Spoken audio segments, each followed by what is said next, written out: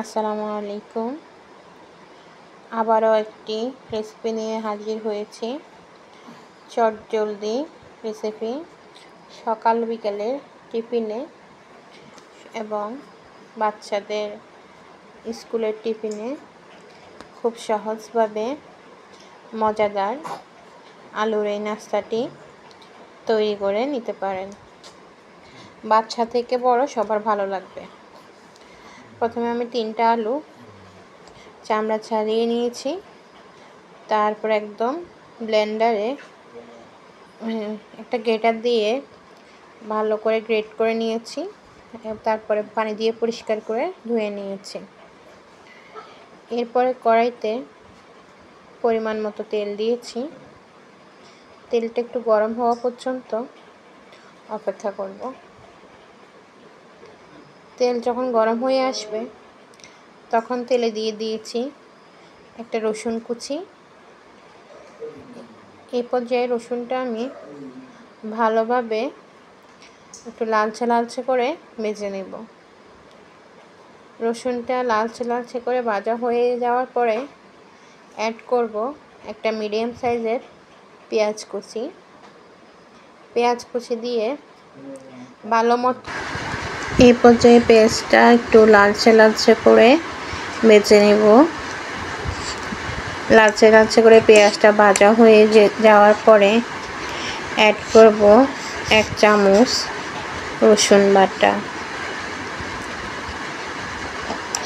তো পেঁয়াজটা প্রায় আমার ভাজা হয়ে আসছে।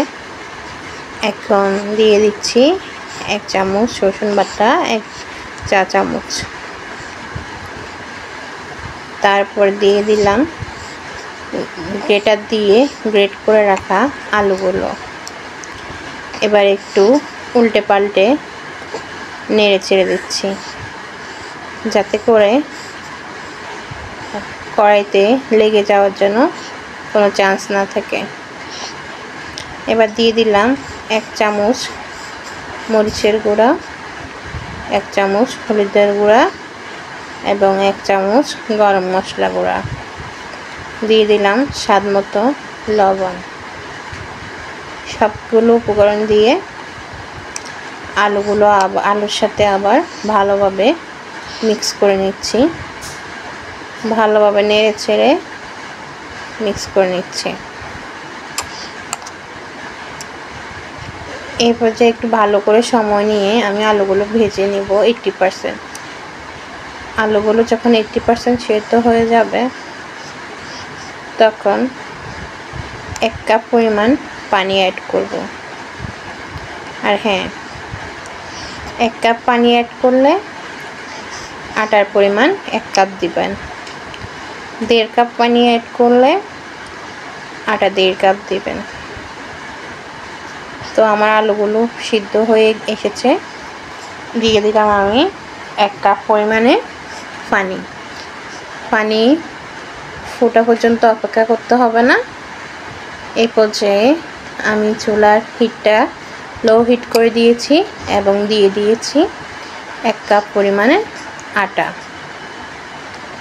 এবার ভালো করে আমি আলুর সাথে আটাগুলো মিক্স করে একটা ডো তৈরি করে নেব। ভালো করে নেড়ে চেড়ে এই পর্যায়ে ডো তৈরি করে নেব। একটু সময় নিয়েই করতে হবে যাতে করে ডোটা পারফেক্টভাবে রেডি হয়ে যায়।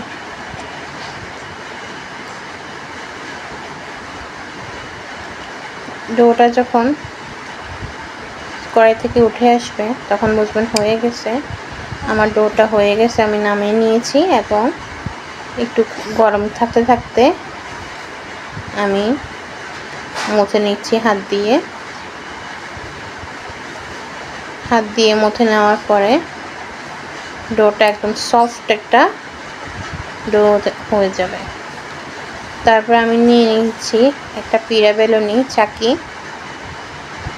এবং কিছু পরিমাণে তেল আমি পিড়াতে ব্রাশ করে দিয়েছি এবং কিছু পরিমাণ তেল বেলুনও ব্রাশ করে দিয়েছি। আমি যে ডোটা তৈরি করেছি এখন ওই ডোটা দিয়ে একটা মিডিয়াম রুটি তৈরি করে নেব। বেশি পাতলাও না আবার বেশি মোটাও না।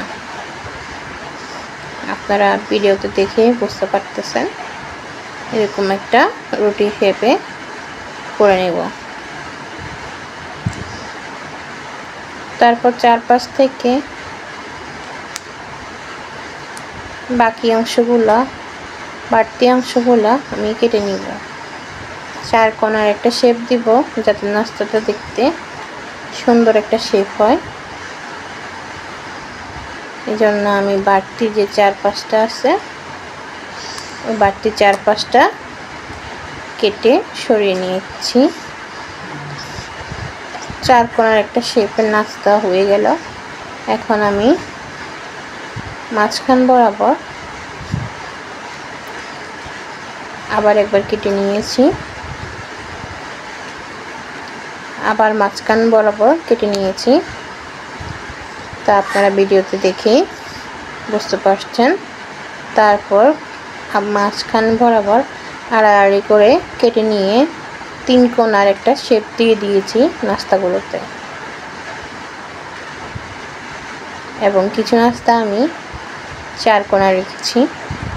এই যে কাটা হয়ে গেছে, আমি প্লেটে তুলে নিয়েছি।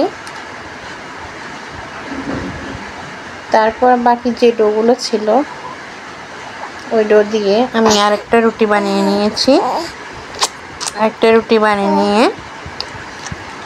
আবারও আগের মতো 4-5টা কেটে সরিয়ে নিয়েছি এবং মাঝখান থেকে কেটে নিয়েছি। তারপর এটা আমি একদম 4 কোণা শেপে রাখবো। এটা আর আমি মাঝখান থেকে কাটলাম না, আমি ছুরির সাহায্যে তুলছি যাতে তুলতে সুবিধা হয়। তারপর আমি সবগুলো নাস্তা এভাবে বানিয়ে নিয়ে চুলায় তেল একদম ভালো করে গরম করে নিয়েছি। তেল ভালো করে গরম না হলে নাস্তাগুলো ভেঙে যাওয়ার সম্ভাবনা খুবই বেশি থাকবে। তাই তেলটা খুব ভালো করে গরম হওয়ার পরে চুলার আঁচটা মিডিয়াম হিটে রেখে নাস্তাগুলো এক এক করে দিয়ে দিবেন এবং এক পাশ ভালো করে হওয়া পর্যন্ত অপেক্ষা করবেন। এক পাশ ভালো করে না হলে নাস্তাগুলো উল্টাতে গেলে ভেঙে যাবে। তো আমি ভালো করে সময় নিয়ে উল্টিয়ে আমি নাস্তাগুলো ভেজে নিয়েছি। আরও কিছু নাস্তা দিয়ে দিব। দিয়ে আবারও এক পাশ ভালো করে হওয়ার পরে আমি আরেক পাশ উল্টিয়ে দিলাম। তারপর 2 পাশ যখন ভালো করে হয়ে গিয়েছে তখন আমি নাস্তাটা নামিয়ে নিলাম। এইভাবে আমি সবগুলো নাস্তা বানিয়ে নেব। তো বিকালের নাস্তায় সকালের টিফিনে চটজলদি এই রেসিপিটা একবার ট্রাই করে দেখবেন। আশা করি ভালো লাগবে। ভালো লাগলে ফ্যামিলি এবং ফ্রেন্ডসের সাথে শেয়ার করবেন এবং আমার চ্যানেল সাবস্ক্রাইব করবেন, লাইক করবেন, পাশে থাকবেন। আপনাদের সাপোর্ট এবং দোয়া আশা করছি।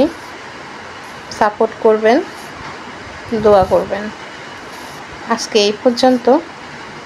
আল্লাহ হাফেজ।